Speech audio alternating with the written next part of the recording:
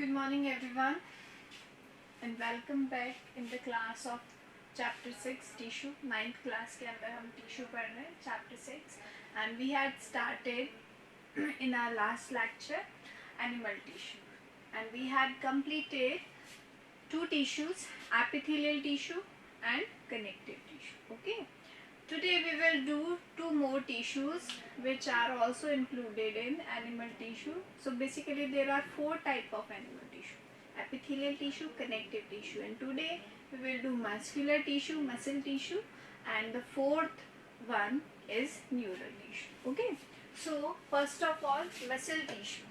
See, जो muscles, the cells which will form muscles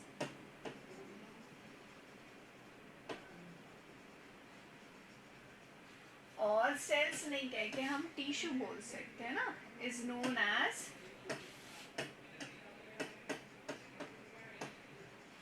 as muscle tissue. And ये जो muscle tissue है आपका totally depends on the voluntary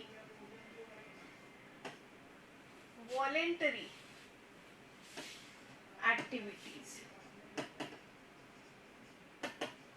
ये जो हमारी वॉलेंट्री एक्टिविटीज हैं वो मसल्स के अंदर जो होती है, जैसे मैंने ये हैंड अप किया, ये मैंने चाहा इसलिए अप किया, फिंगर्स को फोल्ड किया, ये मैंने चाहा तो फोल्ड. तो ये सारी किसके थ्रू आ रही है? ये हमारी वॉलेंट्री एक्टिविटीज है. इनवॉलेंट्री मसल्स कौन सी हो जाएंगी?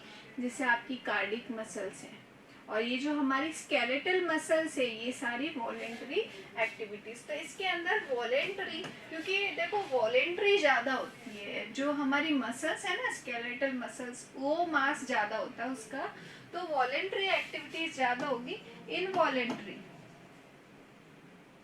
वो जो है वो कम होगी. क्यों कम होगी? क्योंकि लिमिटेड ऑर्गन्स है हमारे पास. ऐसे थोड़ा ना कि ऑर्गन्स ही ऑर्गन्स भरे पड़े. वी हैव लिमिटेड ऑर्गन्स, बहुत ज़्यादा ऑर्गन्स नहीं है, लिमिटेड ऑर्गन्स है. तो अब इसके टाइप्स देख लेते हैं हम. मसल टिश्यू जो होते हैं वो कौन कौन से टाइप के होते हैं. यहाँ से स्टार्ट करती हूँ मैं. पहला है स्मूथ मसल्स,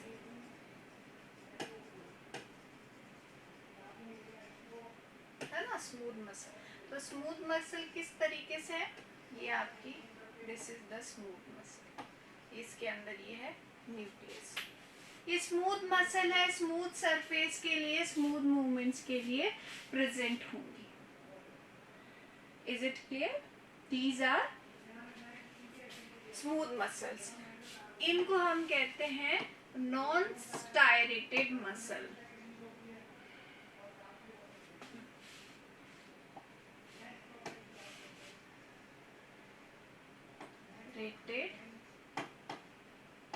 मसल्स, ठीक है. इसके अंदर कोई भी स्टायरेशन नहीं प्रेजेंट है, कोई भी किसी तरीके की बेंडिंग जो है वो नहीं प्रेजेंट है. ये प्रेजेंट होती है inside the visceral organs.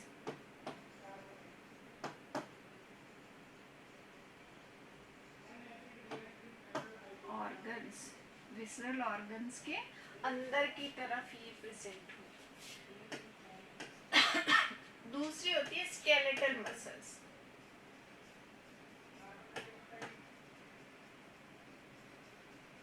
Skeletal muscles, तो स्केलेटल मसल्स किस तरीके से? इस तरीके से.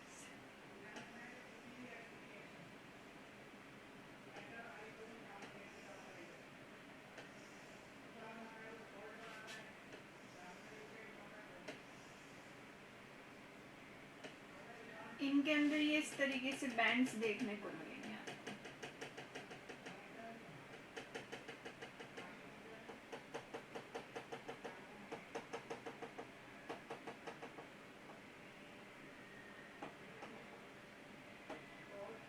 ये इस तरीके से बैंड्स नजर आते हैं. तो आप देखोगे कहीं कहीं आपको, अब मैं इसको रफ डायग्राम बना रही हूँ, डार्क नजर आ रहे हैं, कहीं कहीं लाइट नजर आ रहे हैं, कहीं पे डार्क बैंड हो रहे हैं, कहीं पे light, dark light, dark band light band, dark band light band, dark band. दो डार्क बैंड के बीच में एक लाइट बैंड आपको नजर आ रहा है। ये क्या होती है? स्केलेटल मसल्स होती है। तो ये जो बैंडिंग पैटर्न है इसे हम क्या बोलते हैं? स्टायरेटेड। सो ये कैसा होता है? स्टायरेटेड होता है। स्टायरेशन इसके अंदर जो है वो प्रेजेंट होता है। ये स्टायरेटेड है ना, तो स्टायरेशन इसके अंदर प्रेजेंट होता है। दूसरा, ये हमारी बोन्स को कवर करता है। और एक्टिविटी कैसी होती है? Totally voluntary activities.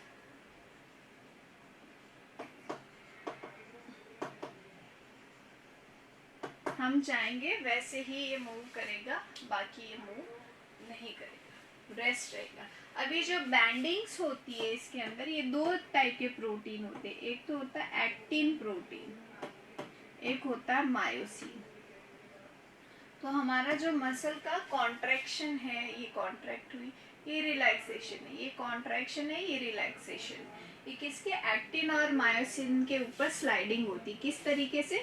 जैसे ये सपोज करो ये दो क्या है आपके लाइट बैंड, ये एक्टिन है और बीच में ये मायोसिन है। तो ये इस तरीके से एक्टिन स्लाइड हो जाती है एक दूसरे के ऊपर, तो कॉन्ट्रैक्ट हो जाती है। फिर दूर हट जाते हैं तो लाइट बैंड बन जाता है। नजदीक आ जाते हैं तो डार्क बैंड, लाइट बैंड। तो ये दूर हट गए तो रिलैक्सेशन हो गया, नजदीक आ गए तो क्या आ गया? कॉन्ट्रैक्शन। तो ये यहाँ प्रेजेंट है ना, अब ये देखो एक दूसरे पे स्लिप होंगे ऐसे, तो इसे हम कहते हैं स्लाइडिंग। स्लाइडिंग फिलामेंट थ्योरी के अकॉर्डिंग मसल का कॉन्ट्रैक्शन और रिलैक्सेशन को हम स्टडी कर सकते हैं। थर्ड जो टाइप है आपका, वो टाइप होता है cardiac muscles,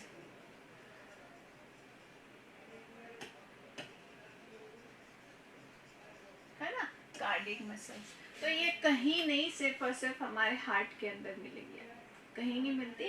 cardiac particular heart के अंदर। और ये होती क्या है? ये सेमी स्टायरेटेड होती है और इसके अंदर थोड़ी बहुत ब्रांचिंग प्रेजेंट होती है।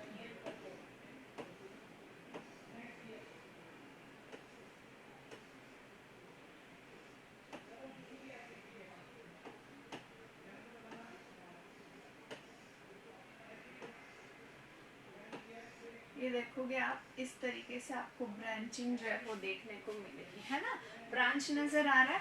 और अगेन इसके अंदर भी क्या? बैंड्स प्रेजेंट होते हैं।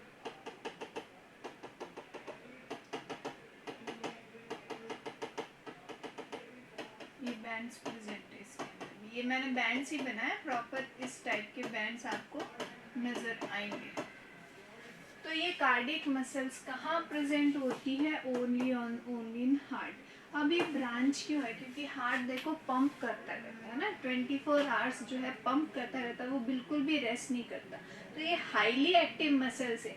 अगर ये ब्रांचिंग नहीं हुई तो इनके अंदर ऐसे इलास्टिसिटी नहीं, इलास्टिसिटी नहीं होगी तो हार्ट के रप्चर होने के 100% चांसेस होते हैं। क्योंकि हार्ट को कॉन्ट्रैक्ट करना है, सिस्टोल करना है, डायस्टोल करना है, सिस्टोल करना है, डायस्टोल करना है। तो उसके लिए इनका ब्रांचिंग होना, इलास्टिसिटी जो है इनके अंदर होना ज़रूरी होता है। प्रेजेंट इन हार्ट सेमी स्टायरेटेड होती है, ये कंप्लीट स्टायरेशन नहीं है, सेमी स्टायरेटेड मसल्स हैं ये। और ये क्या होती है? इनवॉलेंटरी। ये हमारी कंट्रोल पे नहीं है ना, हमारे ब्रेन के कंट्रोल पे नहीं, मीन्स हमारी इच्छा के अकॉर्डिंग नहीं चल रही। हार्ट को तो कंटिन्यूस वर्क करना है तो वो करता ही रहेगा। तो ये इनवॉलेंटरी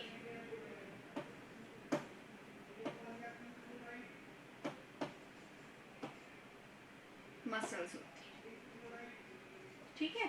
तो ये आपका क्या है? मसल टिश्यू, है ना। मसल टिश्यू के कितने टाइप्स होते हैं? 3 टाइप का मस्कुलर टिश्यू होता है, स्मूथ, स्केलेटल और cardiac muscles. So there are 3 type of muscular tissue. कौन कौन सा हो गया? स्मूथ, स्केलेटल और कार्डियक मसल्स, है ना। अब हम आते हैं न्यूरल टिश्यू पे। लास्ट टिश्यू जो है हमारा कौन सा है? नंबर 4 पे, न्यूरल टिश्यू। तो न्यूरल टिश्यू के अंदर तो आपको कुछ भी नहीं ध्यान रखना, एक ही टाइप का होता है, वो होता है न्यूरॉन। न्यूरॉन के बहुत सारे टाइप होते हैं, है ना। क्या? अब मैं इसका डायग्राम बना के दिखाऊं तो ये है सेल बॉडी, इसके अंदर क्या है, this is the nucleus. Cell body की इस तरीके से ब्रांचिंग हो जाती है। इन्हें हम क्या कहेंगे, डेंड्राइट्स, दे आर डेंड्राइट्स। और सेंटर के अंदर ये चलता है एक्सोन फिलामेंट। एक्सोन के ऊपर लगी होती है इस तरीके से शीट्स लगी होती है।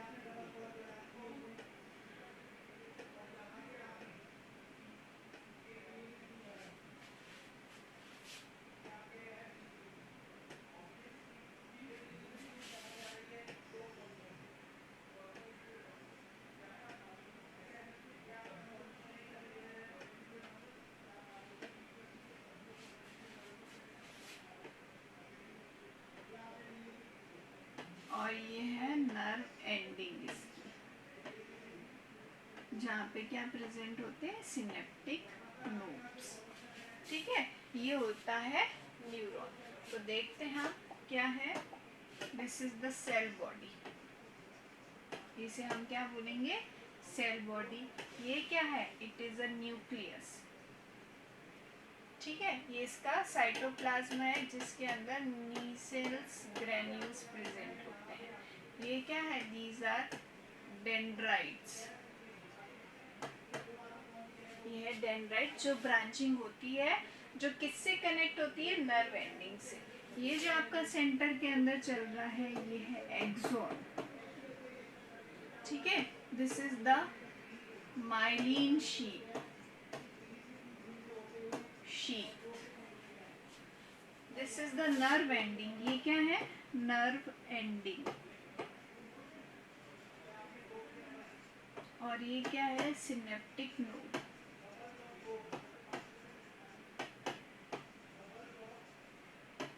सिनेप्टिक नोड है ना।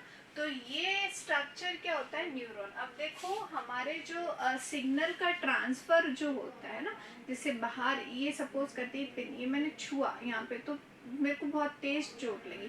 जैसे हम पिन पे छूते तुरंत हाथ उठाते, तो वो किस तरीके से होता है, रिफ्लेक्स एक्शन आती है उसके अंदर। वो किस तरीके से कि हमारी यहाँ पे ये न्यूरॉन से सपोज करते हैं, यहाँ से सिग्नल गया, सेल बॉडी में कुछ देर होल्ड रहता है, एक्सोन तुरंत इसको लेके दौड़ता है।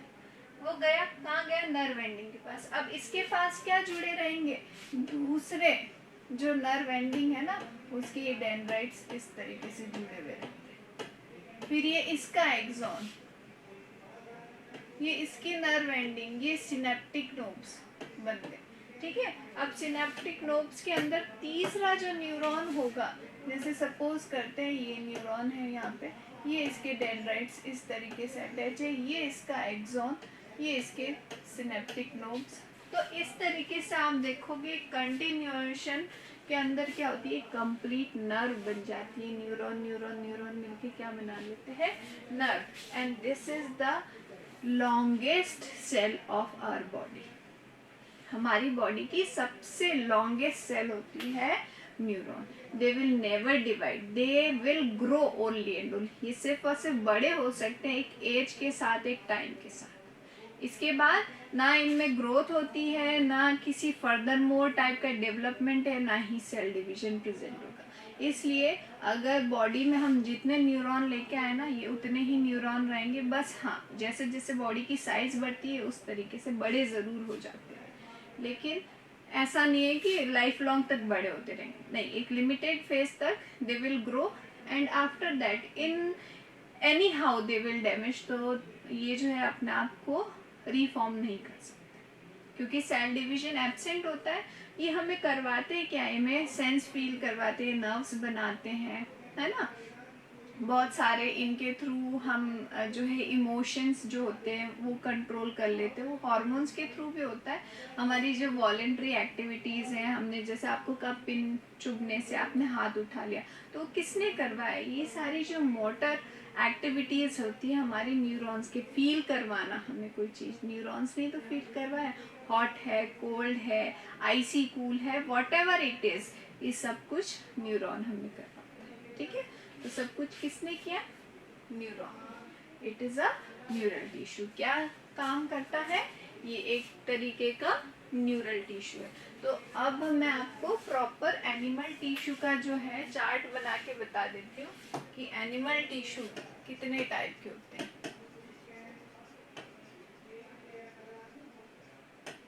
कितने टाइप के एनिमल टिश्यू? 4 टाइप के। Epithelial tissue number 1, number 2 connective tissue, ठीक है। नंबर 3 मसल टिश्यू, और नंबर 4 जो है आपका कौन सा किया हमने, नर्वस टिश्यू।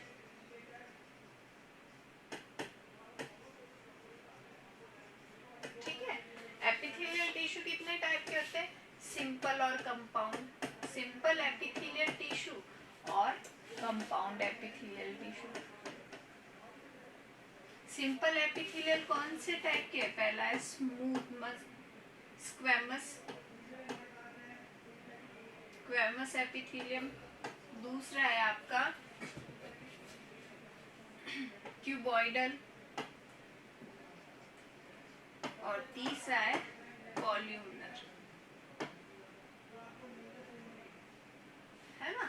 कंपाउंड एपिथेलियल के अंदर ये स्किन स्ट्रेटिफाइड जो होते हैं वो इसके एग्जाम्पल है। कनेक्टिव टिश्यू 2 टाइप के थे। कौन कौन से थे? एक तो आपका स्पेशल कनेक्टिव टिश्यू था, एक सिंपल कनेक्टिव टिश्यू था। Simple connective tissue further more 2 type के होते हैं, लूज कनेक्टिव टिश्यू और डेंस कनेक्टिव टिश्यू, है ना। लूज कनेक्टिव टिश्यू में हमने 2 पढ़े, एरियोलर और एडिपोज टिश्यू। इसके अंदर भी हमने 2 पढ़े, टेंडन्स एंड लिगामेंट्स। ठीक है। स्पेशल कनेक्टिव टिश्यू, यस, ये एक्चुअली 3 टाइप के होते हैं, मैंने आपको 2 ही बताया। एक तो ब्लड, है ना, एक बोन, और तीसरा आप लिख सकते हो लिम्फ। लिम्फ भी तो कनेक्टिव टिश्यू का ही एग्जाम्पल है। ब्लड में हमने क्या पढ़ा? ब्लड सेल्स पढ़ी और ब्लड प्लाज्मा पढ़ा। बोन्स भी 2 टाइप की पढ़ी हमने, कौन कौन सी पढ़ी? कार्टिलेज और कैल्सिफाइड बोन, है ना। मसल टिश्यू हमने 3 टाइप के पढ़े, कौन से? स्मूथ मसल्स, फिर कौन सा पढ़ा हमने?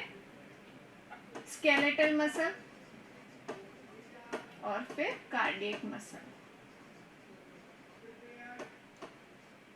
1, 2 और 3।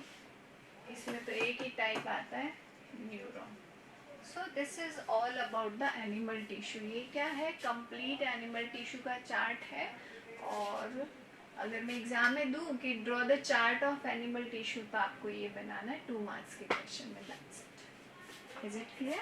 सो we had completed the second portion of chapter 6 tissue. First portion मैंने प्लांट टिश्यू कंप्लीट करवा दिया, सेकेंड मैंने एनिमल टिश्यू कंप्लीट करवा दिया। अब नेक्स्ट क्लास में जो है हम इसकी एक्सरसाइज करेंगे। Okay then, thank you, bye bye.